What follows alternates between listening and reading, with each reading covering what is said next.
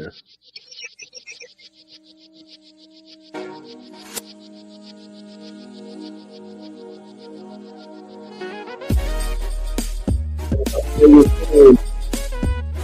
Welcome back to Juan on Rainier on your community radio station, Rainier Avenue Radio. World, and we are right into it. We are in the midst of the campaign season, and obviously, like I said before, I don't know if politicking is a word, but we are politicking on your community radio station, Rainier Avenue Radio. World, finishing up with the month-long community election connection.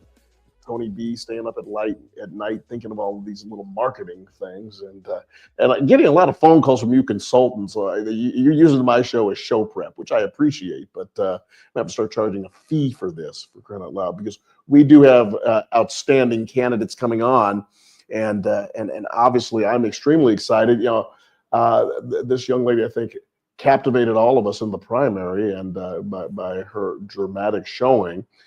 In a race, geez, and that's what I want to talk to her about from a public policy perspective. We're familiar with the mayor's race, city council races, and those have such quite interest. And when you look at the minutia of the city attorney's office, we are so fortunate to have people who want to step up and do some of these. I guess I call these mid-ballot races, right? Down ballot races are the doll catcher and some of these other things, but mid-ballot races. And the city attorney's office should be much more high profile, but it'll be interesting to get her thoughts and her vision and her ideas on this. And with us today is Erika Evans.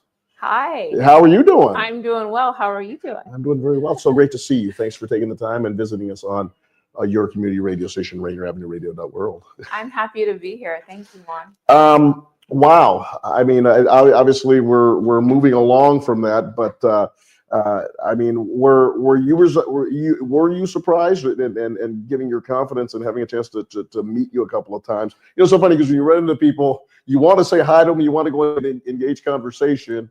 But I was like, I'm going to be interviewing, so I want to keep my distance. So it's so great to connect with you. But tell me, were you surprised by the primary results and the distance between you and City Attorney Davidson, or was that what you guys were expecting? Yeah, to be clear, you don't ever have to keep your distance. We could talk multiple times about the same thing, and that's all good, Juan. Okay, I appreciate you, and I you. Appreciate the work you do in our community as well.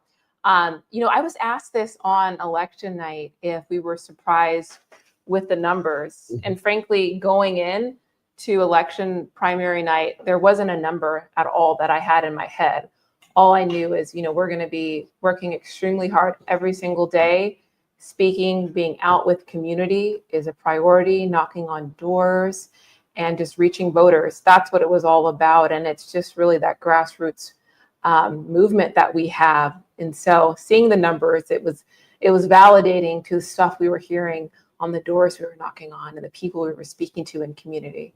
Erika, tell us a little bit about you. I mean, that's the cool thing. I guessed when after the primary, and I mentioned this to Katie Wilson and Deion Foster,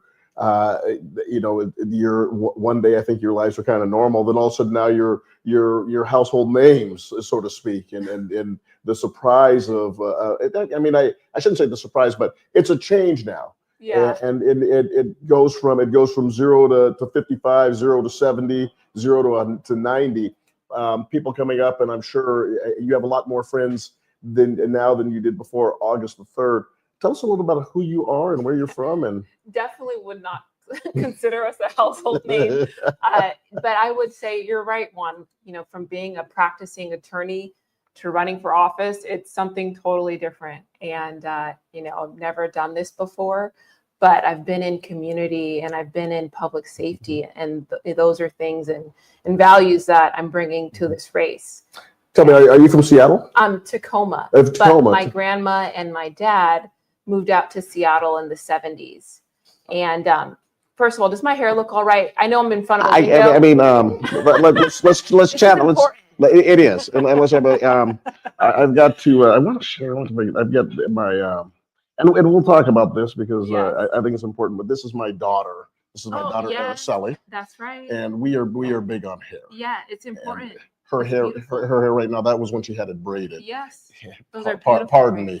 It's our show. Yeah, that's but right. That's her braid. So it's important. And being a girl dad, and we're going to touch on this, and I certainly will touch on this with City Attorney Davidson, because if anyone knows, I worked for Senator Patty Murray in her first campaign, and the importance of women running for office, but now being a Black and Latino man, the importance of Black women and Latino women running for office. That's right. Certainly, so many standards there.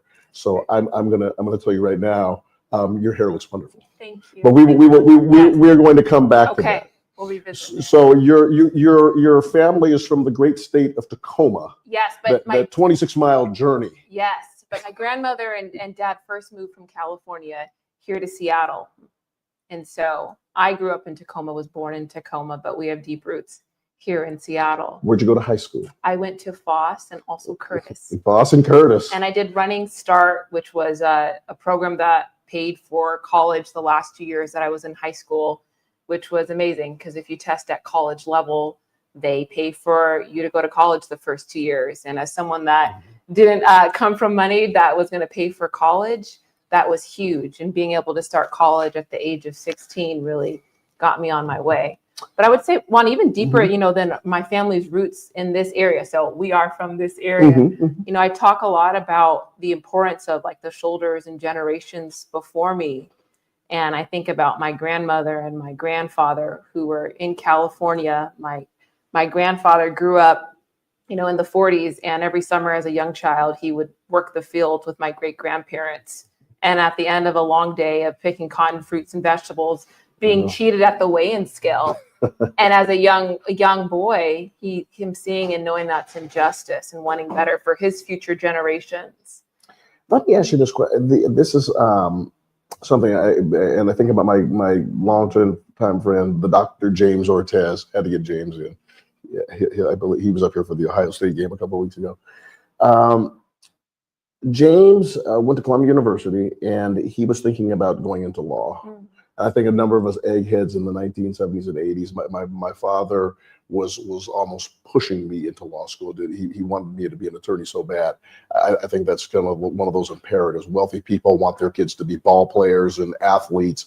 We grew up in kind of middle class to lower middle class. And I'm sure people, like, of course, Catholic school background, right? But we were into sports and everything, and a little bit on the egghead side. James went to Columbia. He came back home to work in the law firm, and he said, "I'm not doing this the rest of my life." I had similar experiences. I was, really looking at going to law school, and I'm always fascinated with people who go down that pathway. Tell us about your connection to the law. What created the interest for you when you became interested in it? Was it when you were a little girl? Was it when you started to go through the times in high school? What connected you and developed that passion? And it's also, from my perspective, you have to have a passion for the law to go to law school. You just can't go in there and go check the boxes. It's a real work to get through. So tell us a little bit about that experience. I think it continues with, my grandparents and what they had to sacrifice and experiences they had. My grandfather, after, as I mentioned, him being in the field, later being able to go to San Jose State University and qualifying for the Olympics with a few other Black athletes, and my grandmother being, there and helping with the organizing that was going on. And, the courage it took at a young age for him. Wait. So that was, wait a minute. So who was your uncle? That was my grandfather. Who was that? Give me the name. Lee Evans. Lee Evans. Yeah. So in Mexico City in 1968, Lee Evans. You got it. And when he as a in a kind of I guess the modern at that time Colin Kaepernick, but we know the Colin Kaepernick and the Neil. And that was quite controversial. Absolutely. His life was on the line. He was receiving death threats from the KKK because there was protests going on right before with other Black athletes, John Carlos. Yes. And, the KKK told my grandfather, they said, if you continue on any more of the protests, we're going to kill you on that podium. But he ran his race he set a world record, he won gold, and he got on that podium, and he still did raise his fist. And there's images of him actually smiling when he did so. And he later said he smiled because he thought it would be harder to kill someone that was smiling. And thinking about that, to answer your question of, the courage it took at that young age and what it meant to use your platform, wasn't about gold medals for him. It was about using his platform to stand up for others in our country, the injustices that were happening, both human, civil, and economic injustices, using your platform for that. Those are things that percolate through my DNA of why I became a lawyer. You asked about the passion and where that started. Frankly, my grandmother started law school and she wasn't able to finish because it was hard. She had my dad, Lee Evans' son, at 16 years old. And it was difficult. So she wasn't able to finish. And so from a young girl, young Black girl, having people like my grandmother, a Black woman, just really speaking life into me about you can do whatever you want to do in life. You're going to be successful. You're fearfully and wonderfully made. All those things just kind of building up early on as a young girl. So it was as a young girl that I knew I wanted to be a lawyer. And, carrying on that legacy of service to our communities is what has been driving me and will continue to drive me. Take us through the pathway. So did you go to school at the University of Washington for law school, or where fill us in your academic career? Yes, I started at the UW. So when I graduated from high school, I was already essentially getting ready to start as a junior in college because of the Running Start program. So I went to UW for undergrad, and then I went to Seattle University for law school. How was the Seattle University experience? And that was when they moved to the Seattle campus. So it was the true Jesuit experience up on Capitol Hill. It was great, and I really was encouraged about how they have a huge social justice mission behind everything that the university does. And that really aligned with why I became a lawyer in the first place, was to represent and serve my community. She is Erika Evans. She is a candidate who led the primary voting a couple months ago in the primary in August. And we are coming up on the election. And obviously Rainier Avenue Radio has been politicking now for the last 6 weeks. We are your community election connection. And Tony B has been juggling interviews and radio shows and whatever Tony does. And we come in here and we bring the candidates in. Thank you so much for that. We bring the candidates in to come in and have a real life conversation. And I'm so thankful that Erika Evans and so many others have done that. But you can follow us. And here's the Community Election Connection at the Columbia City Theater. This is September through October 26th. Obviously, the election is shortly after that. Do you have the date of the election? November 4th. There you go. So, your ballots in early though. 8:15 is the deadline at a Dropbox. But vote early. Your ballots are getting mailed out in mid-October. And leave it to the candidates to know that. And thank you for that public service announcement on your community radio station, Rainier Avenue Radio .world. The application of the law. So you're at Seattle U Law School. You're sitting there with the Jesuits and their social. My children both went to St. Joseph's School, so we always get into that conversation about the intellectual and civil rights, civil commitment that the Jesuits have. Tell us about what you learned about the application of the law and making sure that it is applied equitably to communities, because as we know, sometimes the argument can be made that it isn't. Sure. And we can just look at the foundation of our country's history, and we weren't even considered citizens. And so historically, it hasn't been applied equitably to folks that look like us. And learning how we as legal advocates need to be the voice that's changing that, interpreting the law in ways that, serve our communities is very important. And that also comes with changing what diversity looks like in the profession. We're really underrepresented nationwide. 5% of all lawyers in the country are Black. Even less than that are Black female attorneys. And we must change that, because I think that makes a big difference in who are the folks interpreting the law. It's interesting, looking back a few weeks, and the tragedy. This young man, Charlie Kirk, was shot, and I think the biggest tragedy in that is a wife and 2 children don't have their father, don't have their husband. And in regards to some of these conversations, liberal, conservative, progressive, his comments, and it's been interesting looking at all the information and that people have, and some of the feelings that came out during that time frame a few weeks ago. I want to chat with you about that, because there obviously is some tension right now in our country. There is tension, and a lot of people, and a lot of people who are friends of mine, a lot of people who tend to be more conservative, they wouldn't agree with that statement. They didn't agree. There's tension in the country? No. They believe there's tension in the country. They don't believe that the country has been different to people of color. They feel that the opportunities are fair and equitable. They feel, and I believe that Mr. Kirk had statements that if a person just applied themselves and they went ahead and worked and did things in the classroom, and then I don't want to even say pull up your bootstraps. It was just take advantage of the opportunities that are available to a person, that they would see that they would have those opportunities.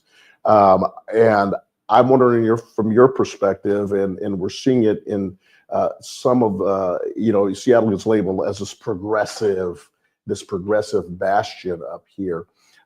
Tell us, I mean, do you feel that that we are at a point in time, and in your grandfather's a classic example. In the late 1960s, he's raising his hand, and then 10 years ago, Colin Kaepernick. I guess the question I'm going to ask you is this: are you still surprised that we're still having these conversations, and people are having these conversations, especially with our Black community in particular? This is still going on. It is still going on, and I was at the NAACP annual conference dinner last Saturday, and the keynote happens to be John Carlos, one of the athletes that ran with my grandfather. And what he told us all in his keynote remarks is how we are facing more civil rights, economic injustices right now than we did in 1968, from his perspective. And so, we even think, Juan, where are we at right now? We're in off of Rainier Avenue in Columbia City, in an area that, was racially lined and zoned areas that we could stay and live. You think of the generational impacts that has on generational wealth and what that looks like. This could be a whole, interview on that as well. But absolutely. It's definitely, though, what we're seeing, what I can say, and what's very objective from what we're hearing from the federal government, our commander-in-chief, the president. It's not stuff that's coming out of his mouth is not of love, but it's of fascism, sexism, racism, and hate. And those are not our values here in Seattle. And, as the next Seattle City Attorney, I'm committed to always fighting for our communities. I want to go back to a point that you just made a couple of moments ago. The idea of getting more young people to pursue the law as a career, as a way of life, as potential attorneys and going to the path. What do you think needs to be done to get more young people of color? And I'll be frank, Black, brown. What do we need to do to get more people connected to that pathway? Our leaders need to be invested in these communities. I think of Charles V. Johnson and the Youth and Law Forum, something that my husband and I have been a part of for many years. And the sentiment, it's all about bringing our youth here in King County together to do Know Your Rights workshops and to expose them to Black and brown professionals that look like them, that are lawyers, judges, public defenders, prosecutors, showing them what different paths are, and them seeing themselves in us is a way to change what it looks like, what the status quo has been. So it's leaders being in those spaces, talking with community, doing programs that are all about that. Another thing that I think of that I've done personally that's helped change the face of what diversity looks like in our legal profession here in Washington State was a bar pass program that I brought back with the Lauren Miller Bar Association. They initially had it in the 80s and then it went away. We brought it back, and we helped dozens and dozens of Black, Brown, LGBTQ plus law graduates pass the bar exam. It was a program that was free to them. We would just work with them every week leading up to the bar exam. And that made a difference in helping them pass the bar. And it's work that I'm really proud that I led for 7 years. And we have another amazing leader that is carrying on the reins of that program. So finding ways to, early on being in spaces with our youth, to expose them to opportunities, giving them of like, this is what a day in the life, bringing them into the office, like this is what it looks like in what I do, showing them those opportunities, and then also putting in the hard work to invest to make sure when they're in those places, you're gonna help pull them over the finish line.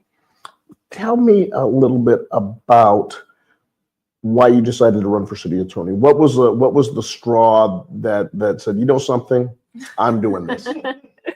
Yeah.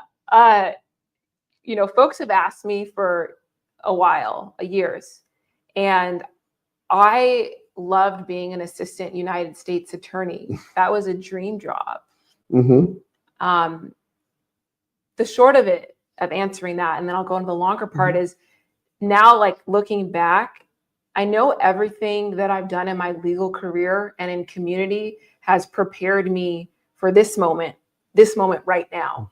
I think about how I started my career as a young lawyer at the city attorney's office as a city prosecutor. And then I went on to being a defense lawyer in the civil division of that office. So really understanding both divisions of the city attorney's office, it's fundamental when you're going to lead it. I've also been a pro tem judge in 3 different jurisdictions, and understanding, what justice looks like from the bench gives me another different perspective. And then most recently serving as an assistant United States attorney, both in the violent crimes and terrorism unit and as a civil rights prosecutor. And I would think, Juan, my family went from Team USA on the Olympics field to, I would go to court and would say, Erika Evans on behalf of the United States. There's only been a few folks that look like me here in Seattle that have been assistant United States attorneys. And that started to change with the new Trump administration. I was getting those executive orders that were clearly rollbacks in our basic civil and human rights. And I knew that I needed to, just like my grandfather, to take a stand to fight back for our communities, because not enough was happening here at a local level in our city attorney's office. So it was that moment. Where are we at on time, Daniel? We had 4 minutes. Let me ask this question. We had a guy who's been very, very kind to us at Rainier Avenue Radio, Rory O'Sullivan. Yeah. And he's a policy wonk and all around good guy. And I know you had a chance to get to know him a little bit this summer. Yeah. He is so much fun to talk to. And I'm going to ask you the same question that I asked him, because we're seeing it in all the brochures. We're seeing it on everybody's literature about being a progressive. And I asked Rory 2 questions. Number one, how do you define a progressive, and are you a progressive? I think what makes sense for me in answering that is to talk about my values. Sure. And my values are always standing up and fighting back for our communities, fighting against racism, sexism, bigotry, fascism. Those are things that I care about, that run through my DNA. And so I think that's the best way to describe some of my values that I care about and things that I fight for. When were you in the federal prosecutor's office? Or, I'm sorry, when were you in the U.S. Attorney's office? Yeah, up until March of this year. Okay, so during the first Trump administration, were you in there? No, okay, I was in during the Biden administration. Okay. So I served in that role for close to 4 years. Tell us about the change. I mean, I assume you probably have some friends who are still working there and working in. Tell us about how they're feeling about the changes, and tell us about the application of the law, and give people an idea of what happens when you have an administration that is so different in regards to their view of things than from what the President Biden's was. Yeah, I can discuss my role as one of the 2 civil rights prosecutors in our district. Our cases were unique in that we would work with Main Justice in DC for certification when we needed to go to a grand jury. And seeing the change in leadership from Main Justice shortly after the Trump administration, and colleagues that I would partner on cases with leave or be fired, that was really disheartening and sad to see. You know, Juan, I think about how the Department of Justice was created to protect Black people in the 1800s from the KKK, and it was to protect us, and to see it shift into something that was not doing that no longer and being harmful from its commander-in-chief, the President Trump, was not the Justice Department that I signed up for. And you can just look publicly on some of the executive orders that we were being told were Trump's lawyers, being told to report on colleagues doing diversity work in the office, things that no longer align with my values. She is Erika Evans, and she is a candidate for the Seattle City Attorney's Office. She held a sizable lead after the primary in early August, and she's been out looking to improve her position. We know that the candidate who opposing her current city attorney, Ann Davison, isn't sitting there and watching television and eating bonbons. Ann's out there campaigning to make this campaign closer, but we know that Erika certainly had the advantage then, and she's looking to extend that advantage now, and it's so great to spend time with her on your community radio station, Rainier Avenue Radio.world. We'll take a 3-minute break, and we will come right back.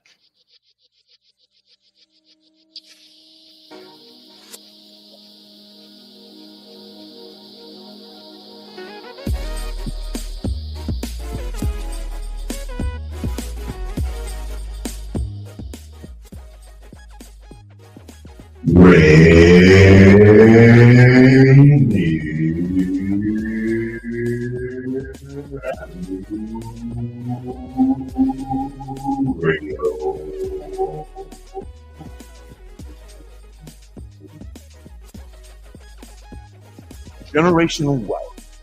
Generational wealth. Generational wealth. What is generational wealth? We asked our communities, and this is what they had to say. Once we change and improve the mindset around what Black wealth is and can be, and show success along the journey, the longer term impacts will be huge. This is something that once we get there and at various places along the journey, we'll see that this is something that we could have done or could have begun a long time ago and simply managed to not yet find the trail. But once we do find the pathway, we'll be able to create something that no one will be able to take away from us, from our families or our communities. And like I say, the impact will be huge. So we can either talk about it or get on with the task. My suggestion is that we hunker down, pinch up our belts, and get on This campaign to create awareness to generational wealth is brought to you by the Department of Neighborhood's Generational Wealth Initiative, the Washington Housing Finance Commission, and Rainier Avenue Radio.world. Happy Hump Day.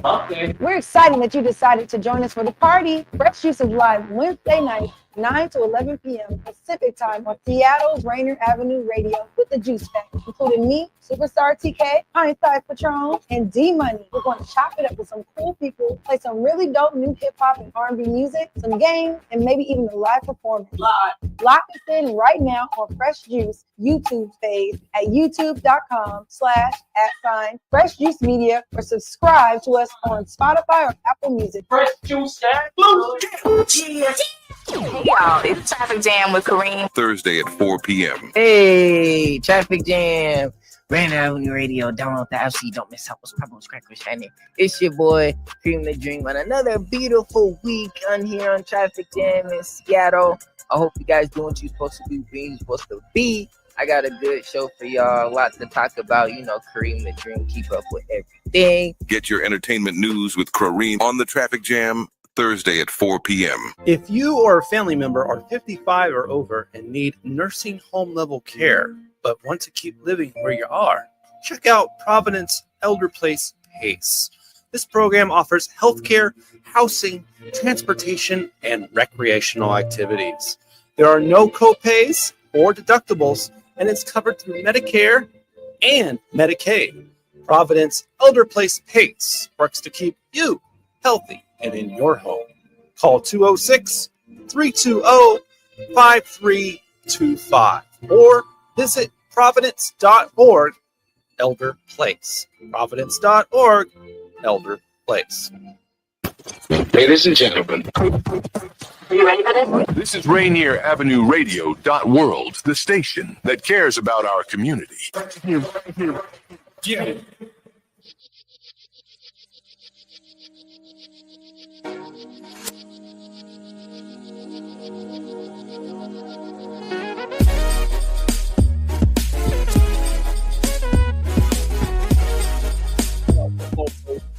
I wish this wasn't on. My head's falling off. My head was falling off. Phone up. That was really impressive. I thought there was a huge spider. No, I love it. I love it. That's what we're trying to engender on your community radio station on Juan on Rainier. We want the two personalities to come out, and this is Erika Evans, and she is vying to be our Seattle City Attorney. And she had a tremendous showing in the primary back in August, and things are starting to get closer in the election. Your community election connection, Rainier Avenue Radio.world. We have been politicking for the last several weeks. As you saw, we've had debates, we've had conversations, we've had a variety of different things going on right here at the epicenter of Seattle. The epicenter of Seattle is actually the Columbia City Theater. And you can go on our website and find out what is going on, running all the way through the month of October. The election is November 4th. And get your information together so you can make great decisions. I want to go back now to talk about young Black girls. I am raising, and they say people's perception changes so much. I cannot believe, and all the friends I went to college with down in Oregon. I'm from Seattle, went to school, small school down in Oregon.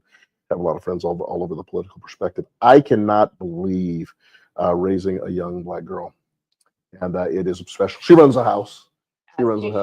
She's 12 years old. She's the love of my life. She is such an intelligent and strong-willed being. And I hopefully one of these days I'm going to bug you again. I'm going to introduce her to you. I can't wait. Just specifically the conversation we had at the beginning of the show about hair. She goes through that every morning. And the interesting thing, and I want to talk about this more from human nature, although people will probably go whatever way they want to with it, and that's fine. Like Deion Sanders says, my number's out there. Pick up the phone and call me if you want to have a conversation. But she was in the store the other day, and it made her feel uncomfortable. There was a gentleman who was looking at her hair and wondering about it. Everyone's always impressed at how fast her hair dries, as opposed to the other girls' hair. The things that young Black girls have to adjust to, and it is very, very. And I will say this, as much as I respect our current city attorney, as much as I respect Sarah Nelson, but to be able to sit here with you and Deion Foster, I am just so impressed with the two of you as professional Black women and what you represent. And you can't help it, being a father of a Black dad, to want to introduce my daughter to you. Yes. And I wonder, I wonder as from your perspective, as I do. I've always tried to conduct myself in a manner that will hopefully inspire young Black men. I have always tried to speak in complete sentences.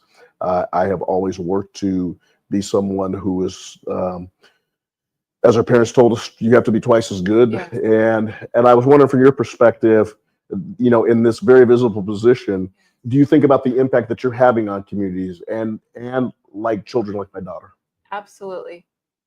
I've been very intentional about even hair, going back to hair, and showing up in this campaign trail with curly hair and the importance of that, because I know navigating through life and even this profession, there's been many times when I've been told, oh, your curly hair doesn't look professional, or being in spaces and people that are genuinely trying to be helpful saying, oh, you should think about straightening your hair before that interview or before you do that case and go to that courtroom. And coming from a place of resistance of what we think beauty should look like here in our country. And that really comes with having bold leaders to represent us, and they can see themselves in us with our beautiful natural curly hair, reaching to achieve things and being in positions of power and leadership, because our natural hair is beautiful.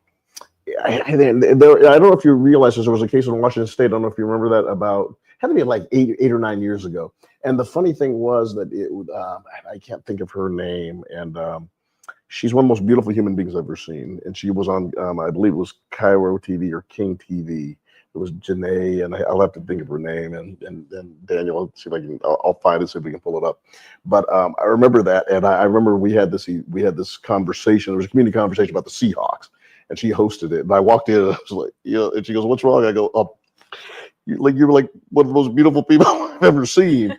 And for her to have to sit down in Olympia, or I believe it was in the legislature, but they were having conversations. I mean, I just think about the ways that I believe the conversation was about professional and what looks like professional hair.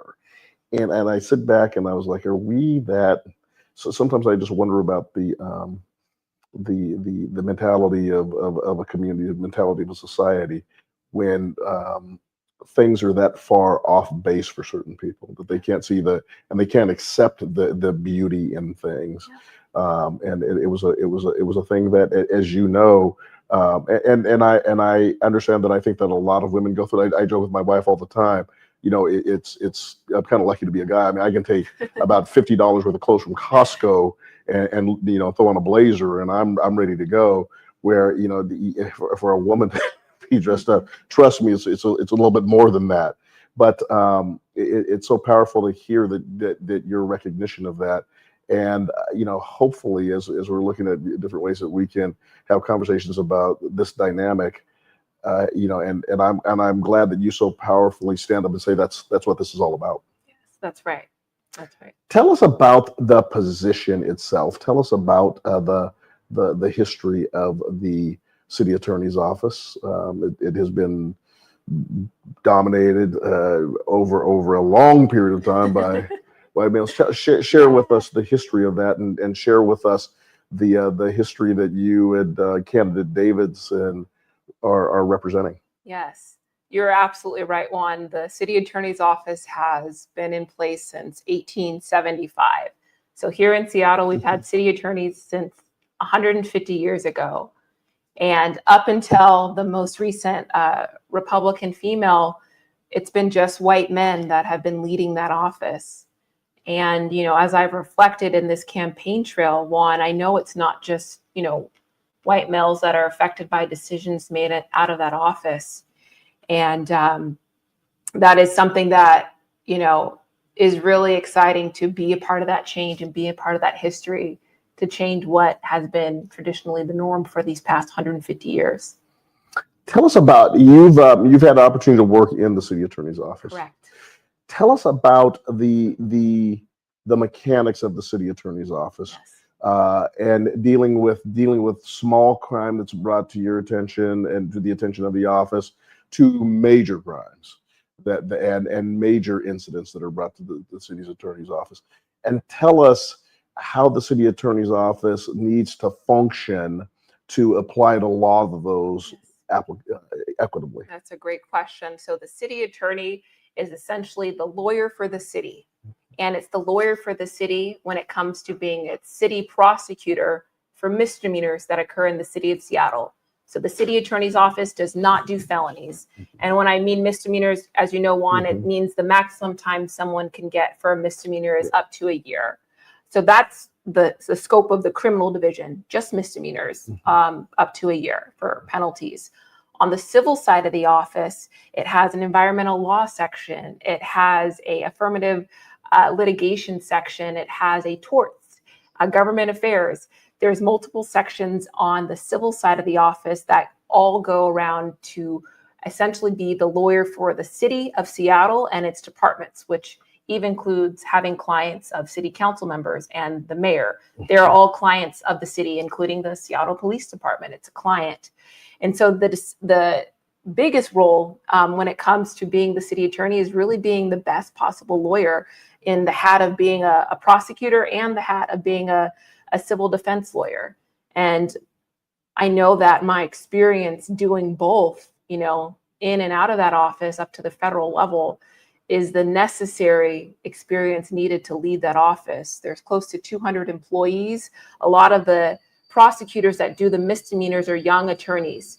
And so being able to lead and say, hey, I've done this before, this is how we're going to be strategic, and this is what works because I've actually done the work at a line level, it's really important.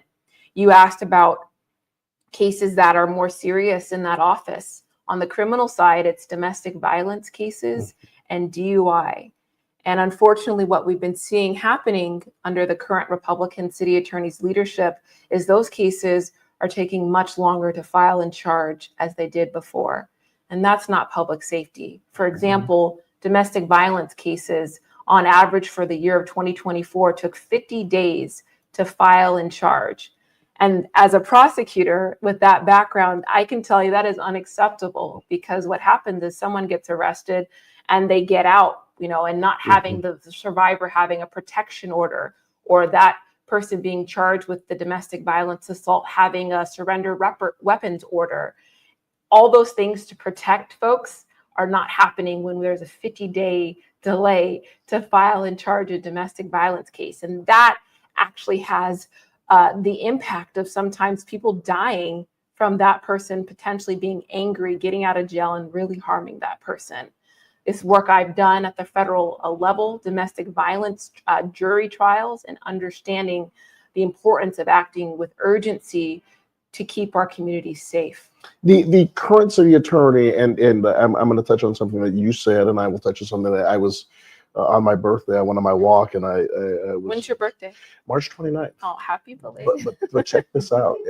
Check this out, Erika. I share my birthday with my daughter. I love this. So nobody really celebrates mine anyway. So I go on a walk in. Thank you very much. But Daniel celebrates my birthday. So anyways, I go on a walk on Capitol Hill, and there was a petition on a Sunday, March 29th or whatever, and he's telling me, well, we got to do something, and I want you to sign this against our Republican city attorney. And I hear the reference Republican city attorney. And in Seattle, that's almost an oxymoron. But I said, thank you, and I'm gonna pass. But I what does that mean that she's a Republican city attorney? Thank you for asking that. So our current city attorney, Ann Davison, joined the Republican Party 3.5 years after the first Trump administration. And that's unacceptable, because we were seeing some of the hatred and racism, fashion being spewed out from his administration. And to make a judgment call to say this is the time that I feel I most align with the Republican Party is unacceptable and very sad. And it's not our values here in Seattle. So I do call it out, because it is important for our voters to know that we currently have a Republican city attorney that joined, 3.5 years after Trump 1.0. How does Seattle get a Republican city attorney? You can Google what happened last time. how does a Republican get elected in Seattle? It's just such a... Yeah, there was an extreme on the other side. And Pete Holmes was squeezed out in the primary. And so we had two extremes in the general.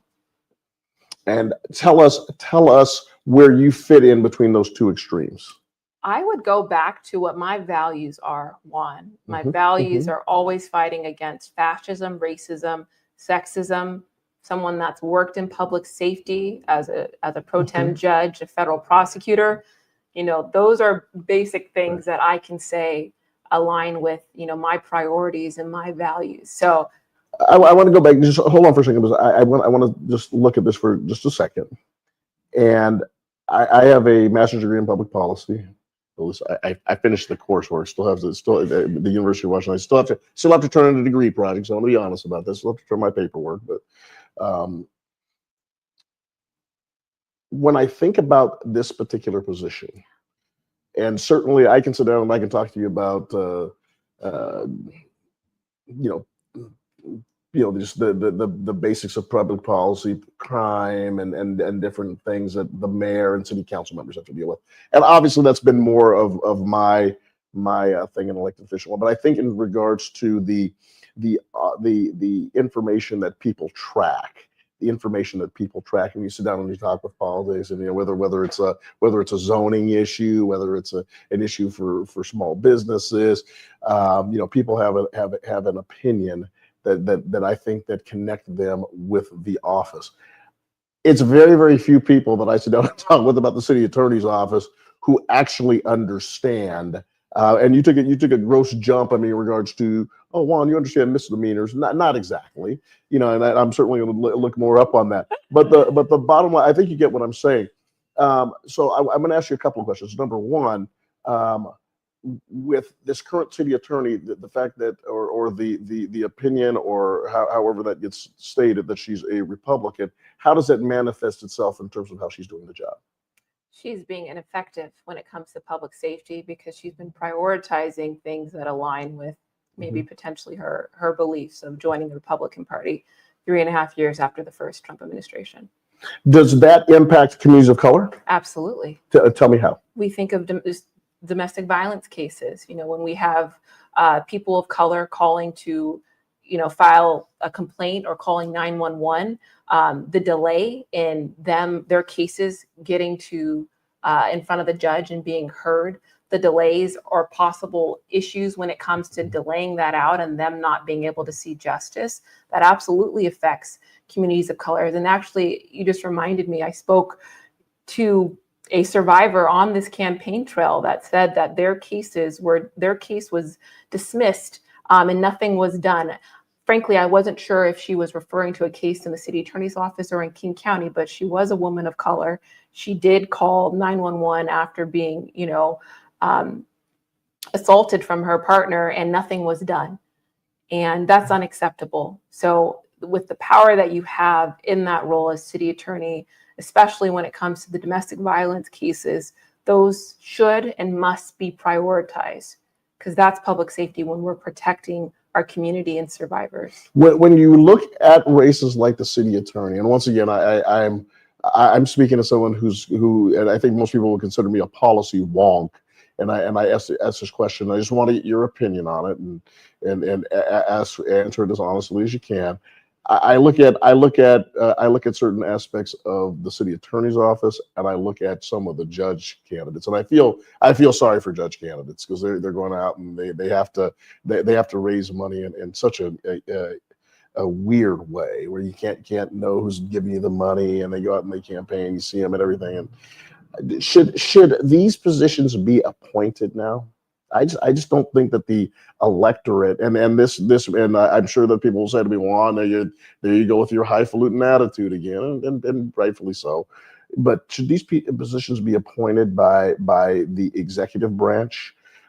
Could you see the city attorney being appointed by the mayor, and several of the judges being appointed by the mayor, as opposed to having people making a decision where I don't think a lot of the people understand the details of what goes on in that particular office? Yeah, and that's what we've been doing in our campaign is talking to folks about what the city attorney does. And I do think it's important, one, that our city attorney is elected by the people.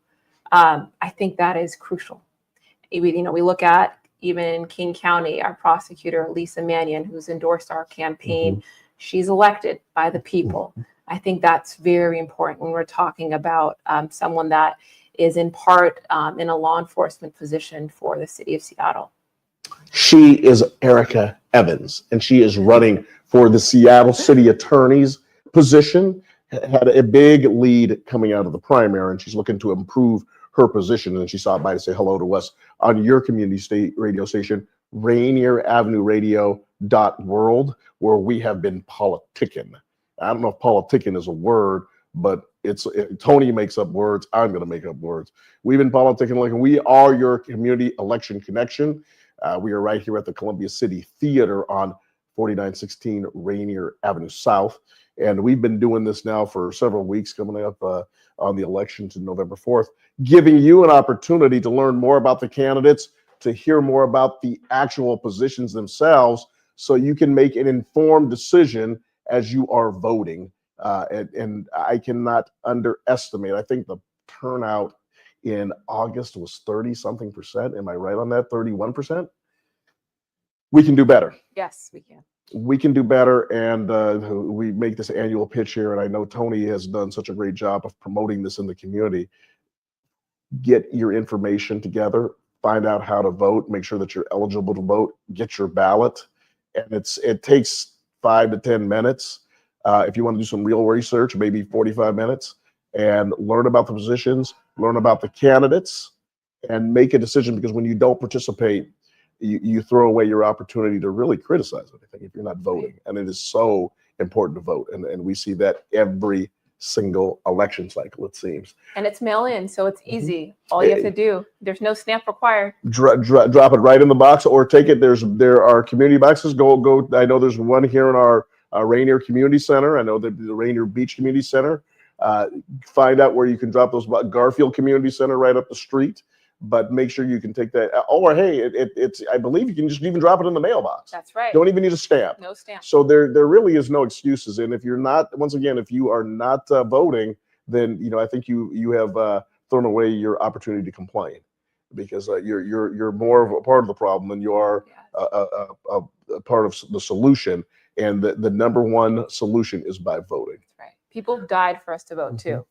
Don't forget that. And I believe there's the 19th Amendment. Women couldn't vote, for crying out loud. So I mean, we have the history is on our side. Get your information together to vote. Daniel, anything else about that? No, but in all due seriousness, when you get in the office, if the voters in Seattle pick Erika Evans as the Seattle City Attorney, what are the first 100 days going to look like? Yes. We are going to do better when it comes to filing quickly domestic violence cases. We are going to bring a new reimagined community court back that's going to actually address the root causes and help folks that we're seeing out on our streets. And it's going to come with accountability as well. And we're also going to be proactive, working with our Washington State Attorney General, Nick Brown, who has solely endorsed our campaign to proactively fight against the fascist, racism, sexism that we're seeing from the Trump administration. What is the biggest thing that has surprised you about being a candidate? Ooh, I would say, Juan, it gets back to even your daughter, just little girls that hear me speak, or I'm knocking on their parents' doors and they're so inspired. Mm-hmm. They see themselves in me, and they see opportunities that they can too reach out for, and spaces that traditionally we are not supposed to be in, but they're seeing that as a possibility. So my first run for the state legislature was in 1998. Wow. I ran against Sharon Tamiko Santos for the 37th district. And a few weeks ago, we had a debate with Sarah Nelson and Deion Foster, and I was one of the moderators here. And right in this hallway at your community radio station, a young gentleman came up to me and said, "I remember when you ran." Mm-hmm. I said, when I ran for school board? He goes, "No, I remember when you ran for the state legislature." And he was telling me he used to see me waving my yard sign out. I had more time than money, so I would wave yard signs out here. He said that I remember that. And he goes, "I remember my dad voted for you." They never forget. That's right. They never forget. I just think that's such a cool thing about it. Tell me more. I want to know what are your hobbies? What do you like to do outside of politicking? and how are you taking yourself? How are you taking care of yourself in this campaign? As I know how these things go. I lost 40 pounds. I stopped eating. Yeah, I just stopped eating. It's hard. It's nonstop. It's hard to turn it off. What's been helping for sure, I occasionally do a 6 a.m. hot yoga with weights. That's a great workout that helps. We have two dogs that we love very much. And, when we find time to just enjoy them, that's something we love as well. So those are the immediate things in this moment that I can think of. How has this been on your family? I had an opportunity to meet your husband at the Urban League event a few weeks ago. Tell me how are you able to pull all this together and withstand all of the pressures of running a campaign of this magnitude? Yes, my husband is the secret sauce. He is the MVP when it comes to being out there with me. He is 1,000% behind me and supportive, and I could not have done what we're doing without him. Do you have children? Not yet. Okay, so you guys are... You're so funny. Tell us why Erika Evans one last time. Yeah. Everything in my professional and personal career has really prepared me for this moment. From being a city prosecutor to being a defense lawyer in the city attorney's office, the office I'm now running for, to being a pro tem judge and seeing what that looks like from the bench, and being an assistant United States attorney, working in the federal system. I understand the tools and levers that need to be pulled to fight back at a time like this. I know that the amount of experience I bring is needed in an unprecedented time like this. And finally, I know that my experience in community, actually being in community, continuing to always partner and collaborate with our community, is what's needed in a time like this. And so for all these reasons, I would be honored to have your vote as the next Seattle City Attorney. She is Erika Evans. She is running for Seattle City Attorney. And once again, on your community radio station, Rainier Avenue Radio.world, we are finishing a season of politicking. So we want you to go out and we want you to get registered to vote. You have access to all of our shows. You have access to all of the debates, and that will give you the opportunity to learn more about the candidates, see about the viewpoints and the conversations that moved you, and then go ahead and exercise your opportunity to support our great community by voting here in this election on November the 4th. Miss Evans, thank you so much for taking the time to come and visit us on Rainier Avenue Radio. Thank you for everything you're doing, Juan. Appreciate you. I appreciate you. We look forward to seeing you soon on your community radio station, Rainier Avenue Radio.world.